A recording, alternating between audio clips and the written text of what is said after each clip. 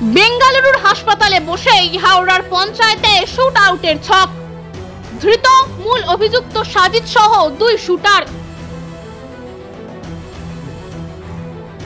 যেন সিনেমার টান চিত্রনাট্য। সুদূর দক্ষিণ ভারতের একটি হাসপাতালে বসে একটা গোটা শুট আউটের ছক। তারপর প্ল্যান অনুযায়ী পঞ্চায়েতে পাঠানো হয়েছিল ভাড়াটে শুটার। তদন্তে নেমে এমনই চাঞ্চল্যকর তথ্য পেয়েছে পুলিশ।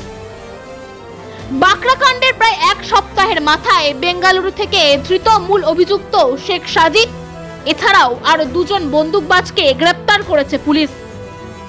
বুধবার সাজিদকে বিমানে হাওড়ায় নিয়ে এসে আদালতে তোলা হয়।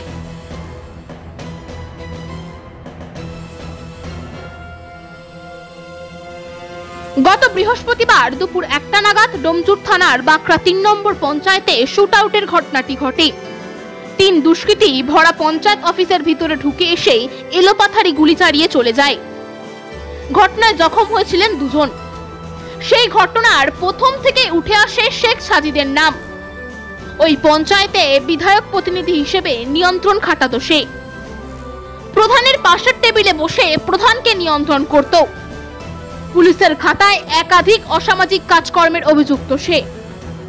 পঞ্চায়েত প্রধান টুকটুকি শেখ সম্পর্কে সাজিদের শালী। টুকটুকিকে প্রধান নির্বাচিত করার মূলেই ছিল সাজিদ, কিন্তু কিছুদিন পরেই সম্পর্কের অবনতি ঘটে। তারপরই প্রতিশোধের পরিকল্পনা করে সে। এদিকে ঘটনার তদন্তভার নেয় হাওড়া সিটি পুলিশের গোয়েন্দা বিভাগ। প্রাথমিক তদন্তে তারা জানতে পারে ভিন রাজ্যের ভাড়াটে দুষ্কৃতী ব্যবহার করা হয়েছিল। এদিকে সাজিদের খোঁজ করে জানা যায় সে দক্ষিণ ভারতের বেঙ্গালুরুর একটি বেসরকারি হাসপাতালে চিকিৎসাধীন। তার বিরুদ্ধেই লিখিত অভিযোগ দায়ের করেন পঞ্চায়েতের প্রধান টুকটুকি শেখ। দেখুন, প্রশাসনকে তো জানানো হয়েছে, ওরা তদন্ততে নেবেও গিয়েছে। ওরা একদম ফুটেজ চেক করছে, ওরা ধরে নেবে। আশা করি ওরা ধরে নেবে। ধরতে হবে, ওকে নিয়ে আসতে হবে, নিয়ে এসে অ্যারেস্ট করতে হবে। আমরা দেখতে চাই 2-4 দিনের মধ্যে পাতালে যেখানে গভীরে যেখানে লুকিয়ে আছে ওকে খতিয়ে নিয়ে আসতে হবে, নিয়ে এসে অ্যারেস্ট করতে হবে। প্রশাসন হস্তক্ষেপ করেছে, প্রশাসন তদন্ত করছে।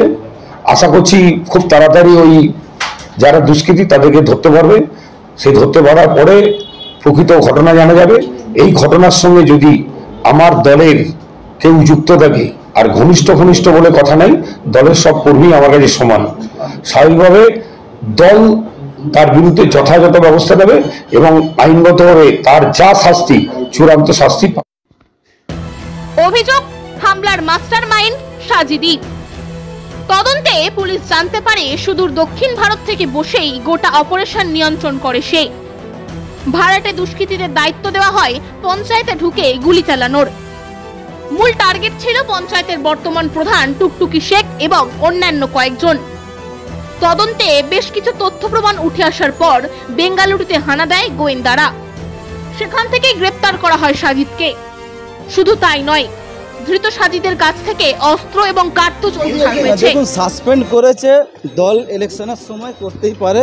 দলের মনে হয়েছে, দল অ্যাকশন নিয়েছে। দোষী কি নির্দোষী সেটা প্রশাসন ইনকোয়ারি করছে। ইনকোয়ারির মাধ্যমে প্রমাণ হবে।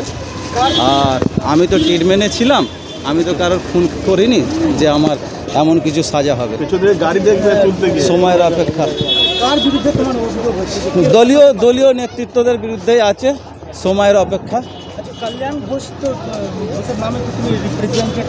দেখুন, রিপ্রেজেন্টেটিভও ছিলাম, হাওড়া জেলার মাইনরিটি সাধারণ সম্পাদকও ছিলাম। এবং এদিকে এই ঘটনার তদন্তে 2 জন দুষ্কৃতীকে চিহ্নিত করেন গোয়েন্দারা। তাদের মধ্যে একজন উত্তরপ্রদেশের বালিয়ার বাসিন্দা যশবন্ত সিং। বর্তমানে সে বিহারে জেলবন্দি। বাকরার ঘটনার পর ভিন রাজ্যে পালাতে গিয়ে বিহারে ধরা পড়ে সে। তার কাছ থেকে অস্ত্র উদ্ধার হয়। যশবন্তকে হাওড়ায় আনার চেষ্টা করছে পুলিশ।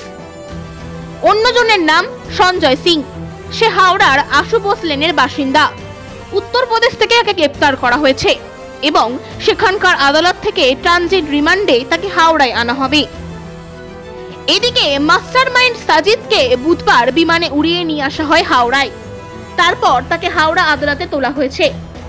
আপাতত এই ঘটনায় একটি দেশি ওয়ান শাটার বন্দুক, 3 রাউন্ড 7mm কার্তুজ, 4 রাউন্ড খালি কার্তুজ এবং একটি গুলির মাথা উদ্ধার হয়েছে।